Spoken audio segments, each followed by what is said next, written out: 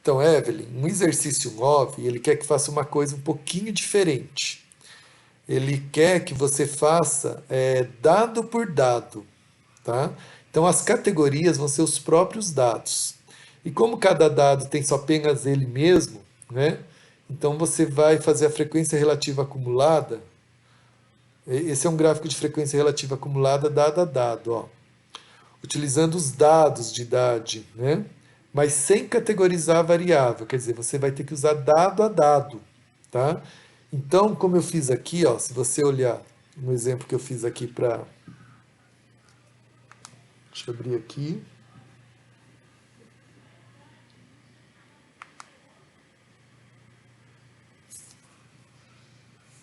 aqui, ó, nesse exemplo, esse aqui é do exercício 9, ó. Então você vai lá, ó, você vai, a primeira ideia é transformar os anos e meses em anos mesmo. Então, se você pensar 7 meses é 7 sobre 12 avos de anos, né? Então, 7 sobre 12 dá 0,58. Então, somado com 25 anos e 7 meses é 25,6 anos, né? Não precisa ter precisão até a segunda casa, até a primeira é suficiente. 25,6 anos, tá? Aí você vai pegar e vai construir. Então, vai assim. A frequência, ele quer a frequência relativa acumulada, né? Ó, frequência relativa acumulada. Ele quer isso aqui. Então, você vai pegar e vai, assim, não tem dado nenhum até chegar no primeiro. Quando chega no primeiro dado, são 36 dados no total. Então, a frequência relativa sobe para 1 sobre 36, porque é o primeiro dado em 36. Né? Se você quiser fazer a conta quanto que é 1 sobre 36 em decimais, pode fazer, não tem problema nenhum. Aí, quando chega no segundo valor de dado que tem lá, você coloca todos os dados em ordem crescente, tá? Para você saber quem é o próximo dado.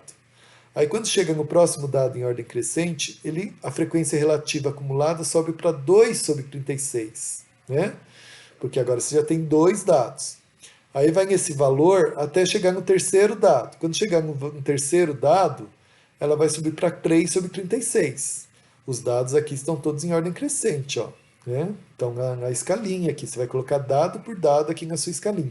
Não precisa escrever o valor de cada dado, mas faz um risquinho quando aparece o próximo dado, para você saber quando que a escadinha vai subir um pouquinho mais. Porque toda vez que chegar um risquinho desse aqui, ela sobe um degrauzinho, tá? E você vai subindo, subindo, subindo, subindo, até chegar no último dado. O último dado vai ser o 36º dado. E a partir daí, então, ela vai ter valor 1. Né? Chegou a 36 sobre 36, tá? Aí, uma vez que você construiu o gráfico desse aqui, tudo em escala, tudo bonitinho, hein? Não vai colocar os dados igualmente espaçados aqui. Não, você tem que colocar eles no lugar que eles estão mesmo, fazendo em escala, né? Bonitinho aqui. Aí constrói essa curva aqui. Aí você vai pegar a frequência relativa acumulada 0,25, que é o que ele pede aqui, ó. Então, ó, no eixo Y vai ter 25%. E ele quer saber qual é o I correspondente no eixo X. Depois você vai fazer também no eixo Y 50% e ver qual que é o I correspondente no eixo X. E a mesma coisa para 75%, o valor correspondente no eixo X. Então você vai lá, pega onde que está o 25%. É 9 sobre 36, certo? 9 sobre 36, você pega aqui, projeta até a curva, abaixa aqui, projeta de novo no eixo X, o valor que você encontrar aqui vai ser o I que ele quer correspondente ao 25%. Faz a mesma coisa com 50, projeta na curva, joga aqui para baixo, o valor que você encontrar aqui vai ser o I correspondente a 50%. Por isso que isso aqui tem que estar tudo em escala, tudo bonitinho na escala certinho. Cada dado no seu lugar certinho, né? E aí você vai ter o I correspondente a 50%, a mesma coisa o I correspondente a 75%. A interpretação disso daqui é quartil. Primeiro quartil, segundo quartil, terceiro quartil. Que nós vamos aprender na aula teórica 3. Né? Já está gravada a aula teórica 3. Não, desculpa. Na aula teórica 4, que nós vamos aprender o que é quartil. Tá? Na aula teórica 3 ainda é média, mediana. A mediana é o segundo quartil, então você já vai ter uma noção do que é a mediana, como se calcula a mediana, então os quartis vão ser calculados de maneira parecida. É, Mas para você fazer isso, esses cálculos gráficos aqui de quartis, você tem que fazer tudo em escala bonitinho, não pode falhar a escala, tá bom? Não sei se deu para esclarecer sua dúvida.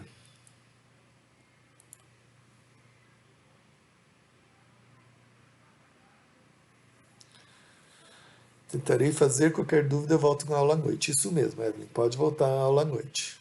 Tá bom?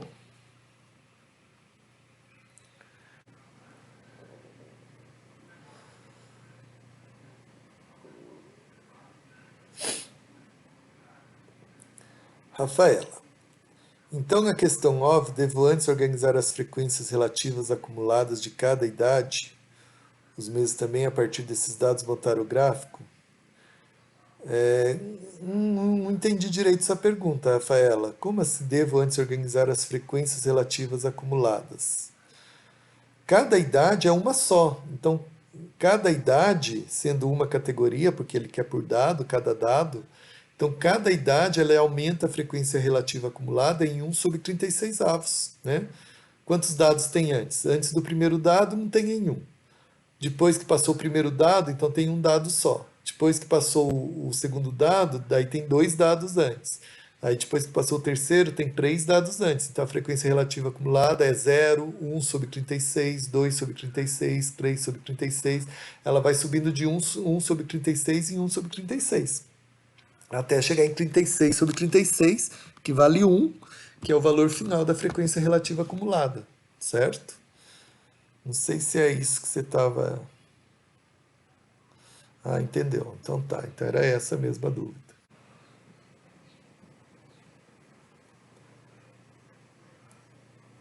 Bernardo escreveu aqui. Existe alguma maneira mais simples de calcular o delta ou só ir testando nas caixinhas mesmo? O delta é o tamanho da caixinha, Bernardo. Como assim maneira mais simples de calcular o delta? Ah, o tamanho das caixinhas? Ah, entendi. Para você definir na hora de fazer o histograma de quanto que vai ser o tamanho das caixinhas. Não tem, Bernardo, é empírico. É empírico, tá? Mesmo os programas que já fazem histograma depois direto, cada programa tem uma metodologia de calcular essas caixinhas diferentes, porque depende da vontade de quem programou, né? Então não existe, é empírico, cada um programa de um jeito, cada um faz histograma usando tamanhos diferentes de caixinhas. Tanto é que os programas permitem você alterar, né? Quando você vai construir histograma nos programas, nos softwares de estatística, ele tem uma opção, construir com o default do programa, ou então construir com você dando pitaco. Então você vai lá e fala, ó, eu quero que a primeira caixinha comece em tal valor, que o tamanho da caixinha seja tanto, que tenha tantas caixinhas. Todos os programas estatísticos deixam você fazer isso, porque é assim que se faz, é empírico, cada um faz do jeito que quiser.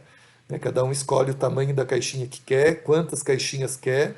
Aquela sugestão de ser raiz do número de dados é uma sugestão, não é obrigatório.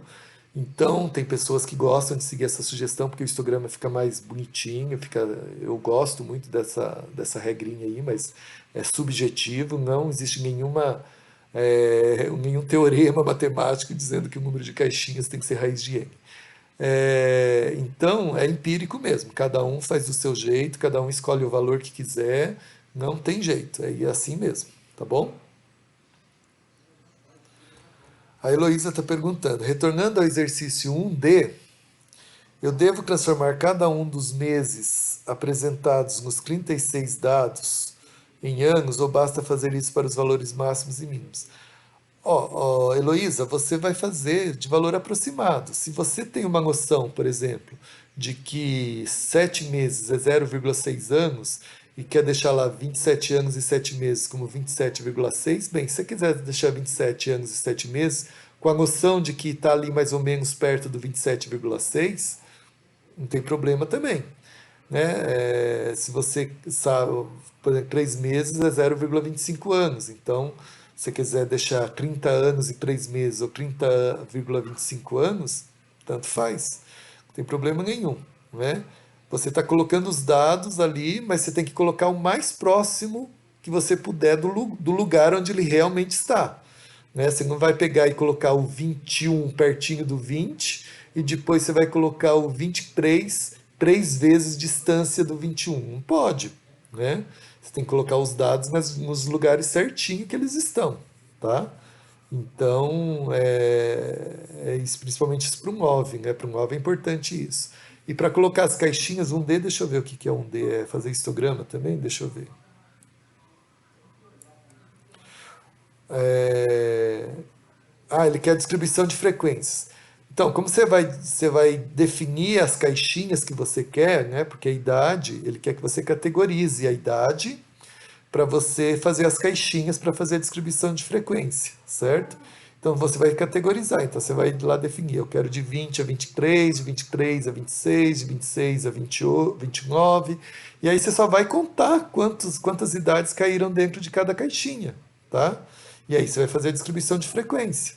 Então a distribuição de frequência é uma tabela onde ele quer que você categorize, como você vai categorizar é subjetivo seu, você vai categorizar do jeito que quiser, tá? E desculpa aí. E então, uma vez definidas as caixinhas, você vai contar quantos dados caíram dentro de cada caixinha e colocar lá na tabela. É isso que ele quer que você faça. É bem simplesinho, né?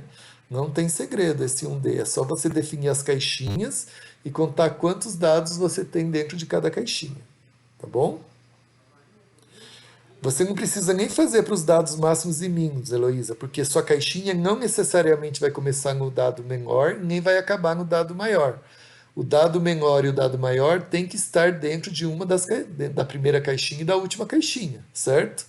Então, como as caixinhas você define, você pode começar, por exemplo, do 20 ao 22, do 22 ao 24, e 2 em 2, ou vai de 4 em 4, do 20 ao 24, do 24 ao 28, do 28 ao 32, escolhe qual extremidade entra na caixinha e qual extremidade não entra.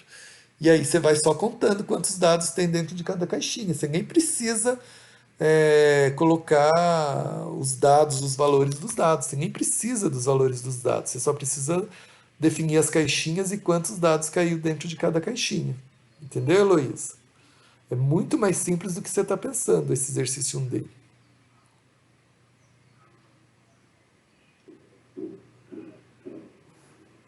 Professor, eu enviei umas imagens para o seu e-mail para falar da 1. Vamos ver lá. Lembra que eu tinha falado que eu coloquei frequência, proporção e porcentagem? Aí eu queria que você só conferisse. Eu te abri primeiro. Você mandou um e-mail para mim, é isso? Isso. Eu acho que foi no institucional. Ele chega aqui no Gmail, não tem problema. Só que ele demora um Qual que pouquinho. é o seu Gmail? É tudo igual, Valdecir Marvulli também. Só um minutinho, vou colocar aqui.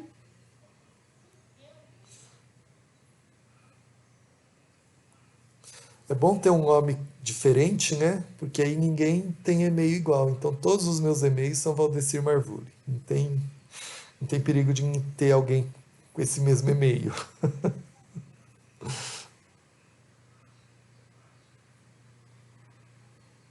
Ó, só voltando à dúvida da Heloísa antes, ela disse que foi dividindo partindo de 5 em 5 do 20 até o 50. Perfeito, certo? Então você fez a primeira caixinha de 20 a 25.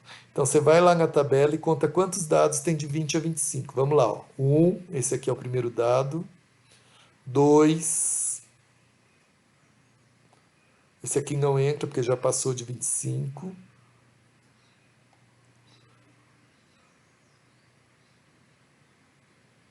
Tem dois dados de 20 a 25. Então você vai lá colocar de 20 a 25, frequência absoluta, dois dados. Aí você vai de 25 a 30. De 25 a 30, você tem ó, um dado, dois, três, quatro,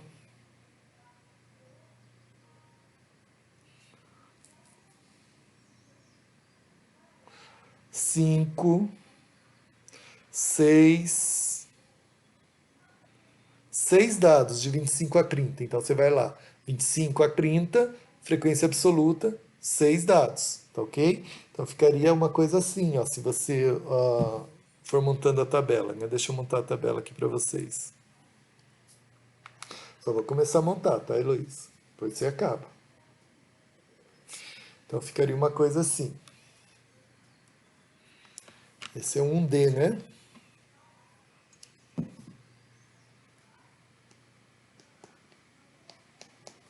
Então ficaria assim. Classe ou categoria, né? Iria de 20 a 25. Depois de 25 a 30. A frequência absoluta ficaria, aqui teria 2, aqui teria 6, tá? Depois, se você quisesse a frequência relativa, como no total de dados você tem 36 dados, né? Então aqui seria 2 sobre 36. Aqui seria 6 sobre 36. Aí você faz as contas para ver quanto que dá, tá? Por exemplo, de 30 a 35, 30 a 35, vamos ver quantos dados tem de 30 a 35. 1, 2, 3, 4, 5, 6, 7, 8. Ó, o 35 não entra, porque o 35 não está na minha caixinha, do jeito que eu defini. Pode ser que na sua estava, né? Então, 8, 9, 10. Se eu não contei errado, então tem 10 dados aqui nessa caixinha, tá? Então aqui ficaria 10 sobre 36. E aí você vê quanto que dá. E assim você vai. Essa é a distribuição de frequência, tá? Então você não precisa mexer com os dados em si, é só contar quantos dados caíram dentro de cada caixinha, tá? Então é isso que você vai fazer, a distribuição de frequência que tem aí do exercício 1D que ele está pedindo, tá bom? Entendeu, Heloísa? Entendeu? Então tá bom. A Fátima disse que tinha mandado um e-mail. Vamos ver se agora chegou o e-mail dela. Chegou.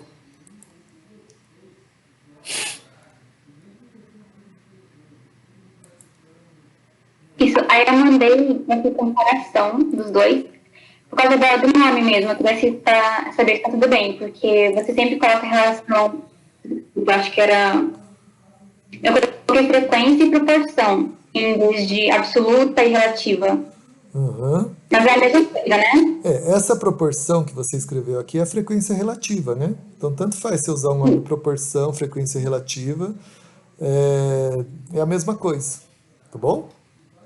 Ok, aí só a frequência aqui com esse Nzinho fica já entendido que é absoluta. Desculpa, não entendi a pergunta. Aqui que eu coloquei só a frequência com esse N e o Izinho, já fica entendido que é absoluta, né? Essa é absoluta, é o número total de dados que tem daquela categoria. Ó. Então, essa é absoluta, né?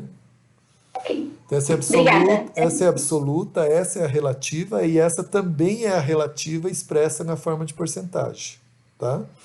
Então, quando você expressa em decimais ou expressa em porcentagem, ambas são frequências relativas, né? É que aqui você chama de proporção, né? Na forma decimal. E aqui ele está chamando de porcentagem na forma usando o símbolo por cento, né? Mas ambas são frequências relativas, tá? Ok, então é só questão de nome, mas tá tudo bem chamar assim, né? Tá perfeito, perfeito. Tá bom? Ok. Obrigada.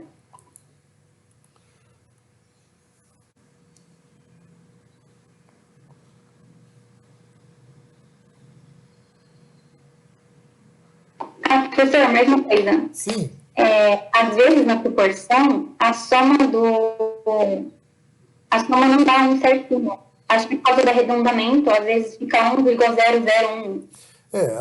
Quando você faz em frequência relativa em decimais, né, ou proporção, você arredonda, né? Na hora de arredondar, pode ser que você perca um ou acrescente alguma coisinha lá na terceira casa decimal. Então, na hora que você soma tudo, às vezes não chega, fica 0,999 ou 0,99, ou então fica 1,001, 1,01, mas não tem problema nenhum. Isso daí é só erro de arredondamento, tá? Não tem problema nenhum, tá bom? Ok, então no total eu coloco um mesmo que não tenha chegado no 1. Isso, eu sempre costumo nos meus relatórios, nos meus nos meus projetos, nas minhas coisas, tudo, quando acaba a frequência relativa, eu coloco 1. Mesmo que tenha dado 0,99, eu coloco 1, porque isso vem de erro de arredondamento, tá bom? Ok, obrigada.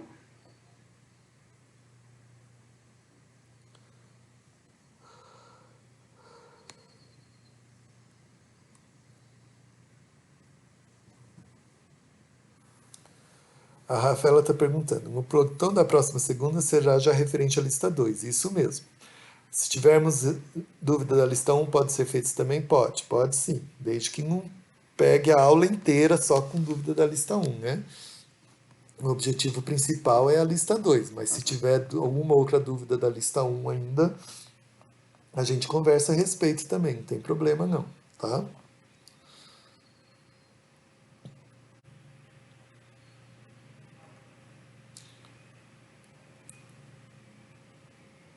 Então, bom dia para todos e a gente se vê hoje à noite ou na próxima segunda, tá bom? Tchau, um abraço para todos.